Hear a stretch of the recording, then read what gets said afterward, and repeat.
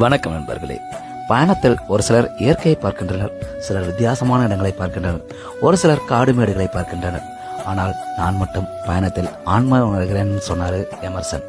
ஆமாங்க, பயணத்தோட நோக்கம் ஆன்மாவை உணர்வது.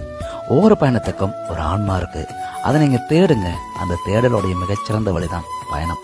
இது எல்லாத்தையும் தாண்டி பயணத்தில் இருக்கக்கூடிய மிக சுவாரஸ்யமான விஷயமே எதிர்பாராத கிளம்புறதும் எதிர்பாராத மனிதர்களை சந்திக்கிறதும் தான். அந்த மனிதர்கள் நமக்கு நிறைய விஷயம் கற்றுக் கொடுப்பாங்க. உங்க மனசுல இருக்கக்கூடிய வலி, துரோகம், ஏமாற்றம் எல்லாத்தையும் மாற்றக்கூடிய சக்தி பயணத்துக்கு தான் இருக்குது. பயணம் நமக்கு நிறைய அனுபவத்தை கொடுக்கும்.